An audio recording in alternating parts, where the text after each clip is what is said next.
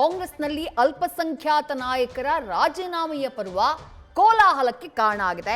MLC Abdul Jabbar Karnataka ಪ್ರದೇಶ ಕಾಂಗ್ರೆಸ್ ಸಮಿತಿಯ ಅಲ್ಪಸಂಖ್ಯಾತ ವಿಭಾಗದ ಅಧ್ಯಕ್ಷ ಸ್ಥಾನಕ್ಕೆ ರಾಜೀನಾಮೆಯನ್ನ ಕೊಟ್ಟಿದ್ದಾರೆ. ಓಕೆ, ಆದ್ರೆ ಆ ರಾಜೀನಾಮೆ ಪತ್ರದಲ್ಲಿ ಅವರು ಉಲ್ಲೇಖ ಮಾಡಿರುವಂತಹ ವಿಚಾರ ಕೆಲವೊಂದಿಷ್ಟು ಅಸಮಾಧಾನವನ್ನ ನೇರವಾಗಿ ಹೊರಗಡೆ ಹಾಕಿದ್ದಾರೆ. ಏನು ಹಾಕಿದ್ದಾರೆ? ಸಾಕಷ್ಟು ಆಲೋಚನೆ ಮಾಡಿ ಭಾರವಾದ ಮನಸ್ಸಿನಿಂದ ಕರ್ನಾಟಕ ಪ್ರದೇಶ ಕಾಂಗ್ರೆಸ್ ಸಮಿತಿಯ ಅಲ್ಪಸಂಖ್ಯಾತರ ವಿಭಾಗದ ಅಧ್ಯಕ್ಷ ಸ್ಥಾನಕ್ಕೆ ನಾನು ರಾಜೀನಾಮೆಯನ್ನ ಕೊಡ್ತಾ ಇದ್ದೀನಿ. ದುರದೃಷ್ಟವಶಾತ್ ದಾವಣಗೆರೆ ಜಿಲ್ಲೆ ಮತ್ತು ಕರ್ನಾಟಕ ರಾಜ್ಯದ ಇತ್ತೀಚಿನ ಉಪಚುನಾವಣೆಗಳ ರಾಜಕೀಯ ಬೆಳವಣಿಗೆ ಈ ನಿರ್ಧಾರವನ್ನ ಕೈಗೊಳ್ಳೋಕೆ ನನ್ನ ಮೇಲೆ ಒತ್ತಡವನ್ನ ಹೇರಿದ್ದಾವೆ. ರಾಜ್ಯ ಅಲ್ಪಸಂಖ್ಯಾತರು ಕೆಳಗಿನ ಕೆಲ ವಿಷಯಗಳಿಂದ ಅತ್ಯಂತ ನಿರಾಶರಾಗಿದ್ದಾರೆ. ಆ ವಿಷಯ ಏನು ಅಂತ ಮೆನ್ಷನ್ ಮಾಡ್ತಾ ಹೋಗಿದ್ದಾರೆ. ಮೊದಲನೇದಾಗಿ ಜಮೀರ್ ಅಹಮದ್ ಖಾನ್ ಅವರು ಅಲ್ಪಸಂಖ್ಯಾತ ನಾಯಕರು, ವಕ್ಫ್ ಮತ್ತು ವಸತಿ ಸಚಿವರು, ಕಾಂಗ್ರೆಸ್ ಪಕ್ಷದ ಪ್ರಮುಖ ಪ್ರಚಾರಕರು.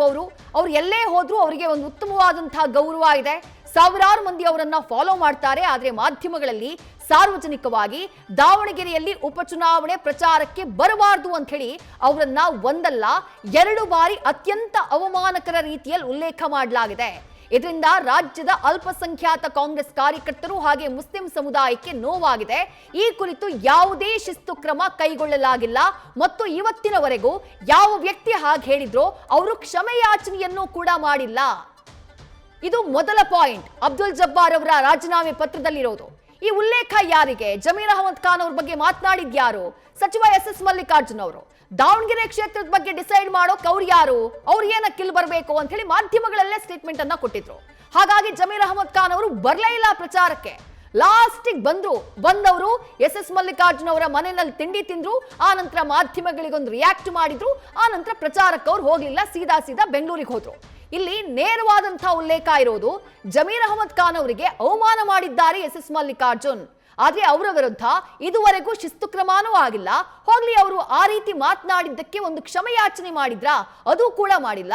ಅದು ಮುಸ್ಲಿಂ ಸಮುದಾಯದ ಬೇಸರಕ್ಕೆ ಕಾರಣ ಆಗಿದೆ ಅಂತ ಹೇಳಿ ಉಲ್ಲೇಖ ಮಾಡ್ತಾರೆ ಅಬ್ದುಲ್ ಜಬ್ಬಾರ್. ಎರಡನೇ ಪಾಯಿಂಟ್ ಅವರು ಉಲ್ಲೇಖ ಮಾಡಿರೋದೇನು? ನಾನು ಕೆಪಿಸಿಸಿ ಅಲ್ಪಸಂಖ್ಯಾತ ವಿಭಾಗದ ಅಧ್ಯಕ್ಷ ಸ್ಥಾನವನ್ನ ಗೌರವದಿಂದ ನಿರ್ವಹಿಸಿದ್ದೀನಿ.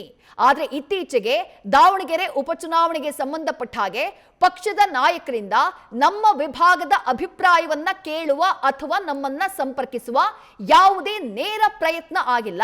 ಈಗ ಅಲ್ಪಸಂಖ್ಯಾತ ಘಟಕದ ಅಧ್ಯಕ್ಷರಿದ್ದೀವಿ ನಾವು. ಚುನಾವಣೆ ನಡೀತಾ ಇದೆ. ನಮ್ಮ ಒಪಿನಿಯನ್ ಕೇಳಬೇಕಾಗಿತ್ತು, ನಮ್ಮ ಸಲಹೆಯನ್ನ ಪಡಿಬೇಕಾಗಿತ್ತು. ಯಾರು ಲೆಕ್ಕಕ್ಕೆ ಇಟ್ಕೊಂಡಿಲ್ಲ. ಹಾಗಿದ್ಮೇಲೆ ನಾನು ಏನಕ್ಕಿರಬೇಕು? ಇದು ಅಬ್ದುಲ್ ಜಬ್ಬಾರ್ ಅವರ ಪ್ರಶ್ನೆ. ಜೊತೆಗೆ ವಿದ್ಯಾರ್ಥಿ ಸಂಘದಿಂದ ಆರಂಭಿಸಿ ಯುವ ಕಾಂಗ್ರೆಸ್, ದಾವಣಗೆರೆ ಜಿಲ್ಲಾ ಕಾಂಗ್ರೆಸ್ ಸಮಿತಿ ಅಧ್ಯಕ್ಷ ಸ್ಥಾನದಿಂದ ಇವತ್ತಿನ ರಾಜ್ಯ ಮಟ್ಟದ ಕೆಪಿಸಿಸಿ ಅಲ್ಪಸಂಖ್ಯಾತ ವಿಭಾಗದ ಅಧ್ಯಕ್ಷ ಸ್ಥಾನದವರೆಗೆ ನಾನು ದಾವಣಗೆರೆ ಜೊತೆ ನಿಕಟವಾದಂತಹ ಸಂಪರ್ಕವನ್ನ ಹೊಂದಿದ್ದೀನಿ. ಕಾಂಗ್ರೆಸ್ ಪಕ್ಷ ಸದಾ ಸಮಾವೇಶಾತ್ಮಕ ಯೋಜನೆ ಮತ್ತು ತಂತ್ರಗಳನ್ನ ನಂಬಿದೆ. ಆದ್ರೆ ಇತ್ತೀಚಿನ ಬೆಳವಣಿಗೆಗಳಿಂದ ನಮ್ಮ ವಿಭಾಗದ ಪದಾಧಿಕಾರಿಗಳು ಅತಿಯಾದ ಬೇಸರ ಹಾಗೆ ನಿರಾಸೆಯನ್ನ ಅನುಭವಿಸುತ್ತಿದ್ದಾರೆ.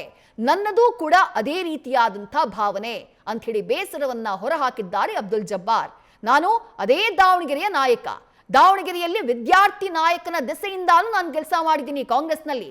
ನೀವು ಉಪಚುನಾವಣೆ ಸಂದರ್ಭದಲ್ಲಿ ನನ್ನನ್ನ ಕನ್ಸಿಡರೇ ಮಾಡಿಲ್ಲ, ನನ್ನ ಹತ್ರ ಅಭಿಪ್ರಾಯವನ್ನೇ ಕೇಳಿಲ್ಲ ಅಂತಂದ್ರೆ ಅದರಿಂದಾಗಿ ನನಗೆ ಬೇಸರ ಆಗಿದೆ ಅನ್ನೋದು ಅಬ್ದುಲ್ ಜಬ್ಬಾರ್ ಅವರ ನೇರ ಮಾತು. ಇದು ಎರಡನೇ ಪಾಯಿಂಟ್. ಮೂರನೇ ಪಾಯಿಂಟ್ ಅವರ ರಾಜೀನಾಮೆ ಪತ್ರದಲ್ಲಿ ಅವರು ಉಲ್ಲೇಖ ಮಾಡಿರೋದೇನು? ಮುಸ್ಲಿಂ ಅಲ್ಪಸಂಖ್ಯಾತರು, ಸಮುದಾಯದ ನಾಯಕರು ಮತ್ತು ಧಾರ್ಮಿಕ ಮುಖಂಡರು ದಾವಣಗೆರೆಯಲ್ಲಷ್ಟೇ ಅಲ್ಲ ಕರ್ನಾಟಕ ರಾಜ್ಯಾದ್ಯಂತ ನಿರಾಶರಾಗಿದ್ದಾರೆ. ಅಂದ್ರೆ ಈ ಬೇಸರ ಇದೆಯಲ್ಲ, ಸರಿಯಾಗಿ ನಡೆಸ್ಕೊಂಡಿಲ್ಲ. ಒಂದು ಟಿಕೆಟ್ ಕೊಟ್ಟಿಲ್ಲ. ಟಿಕೆಟ್ ಬೇರೆಯವರಿಗೆ ಕೊಟ್ಟ ಮೇಲೆ ನಮ್ಮನ್ನ ಗೌರವಯುತವಾಗಿ ನಡೆಸ್ಕೊಳ್ಬೇಕಾಗಿತ್ತು, ವಿಶ್ವಾಸಕ್ಕೆ ತೆಗೆದುಕೊಳ್ಬೇಕಾಗಿತ್ತು. ಅದು ಕೂಡ ಆಗಿಲ್ಲ. ಆ ಬೇಸರ ಕೇವಲ ದಾವಣಗೆರೆ ದಕ್ಷಿಣ ಮಾತ್ರ ಅಲ್ಲ, ಕರ್ನಾಟಕದಾದ್ಯಂತ ಮುಸ್ಲಿಂ ಮುಖಂಡರಲ್ಲಿದೆ. ಇಂಥ ಪರಿಸ್ಥಿತಿಯಲ್ಲಿ ನಾನು ಇದೇ ರೀತಿಯಲ್ಲಿ ಮುಂದುವರಿಯೋದು ಸರಿ ಅಂತ ಹೇಳಿ ಭಾವಿಸೋದಿಲ್ಲ. ಹಾಗಾಗಿ ಈ ಹುದ್ದೆಯಲ್ಲಿ ಮುಂದುವರಿಯೋದು ಸೂಕ್ತ ಅಲ್ಲ. ಇದು ಅಬ್ದುಲ್ ಜಬ್ಬಾರ್ ಅವರು ತಮ್ಮ ರಾಜೀನಾಮೆ ಪತ್ರದಲ್ಲಿ ಉಲ್ಲೇಖ ಮಾಡಿರುವಂತಹ ಮೂರನೇ ಪಾಯಿಂಟ್. ನಾಲ್ಕನೇ ಪಾಯಿಂಟ್, ಅಲ್ಪಸಂಖ್ಯಾತರಲ್ಲಿ ಕೆಲವರನ್ನ ಕಡೆಗಣಿಸಿ ಒಂದು ಗುಂಪು ಅಥವಾ ಸಿಂಡಿಕೇಟ್ನ ರೂಪಿಸುವಂತ ಪರೋಕ್ಷ ಪ್ರಯತ್ನ ನಡೀತಾ ಇರೋದು ಗೋಚರಿಸ್ತಾ ಇದೆ. ಇದು ಸಮಸ್ಯೆಯನ್ನ ಮತ್ತಷ್ಟು ತೀವ್ರಗೊಳಿಸ್ತಾ ಇದೆ. ನಾನು 45 ವರ್ಷಗಳಿಂದ ಕಾಂಗ್ರೆಸ್ ಪಕ್ಷದ ನಿಷ್ಠಾವಂತ ಕಾರ್ಯಕರ್ತನಾಗಿದ್ದು ನನ್ನ ಅನುಭವದ ಆಧಾರದ ಮೇಲೆ ಹೇಳೋದಾದ್ರೆ ಇದು ಸ್ವಾಗತಾರ್ಹ ಕ್ರಮ ಅಲ್ಲ. ಭವಿಷ್ಯದಲ್ಲಿ ಉತ್ತಮ ಫಲಿತಾಂಶವನ್ನ ಇದು ನೀಡೋದಿಲ್ಲ ಅನ್ನುವಂಥ ಭಯ ನನಗೆ ಕಾಡ್ತಾ ಇದೆ ಅಂತ ಹೇಳ್ತಾರೆ ಅಬ್ದುಲ್ ಜಬ್ಬಾರ್.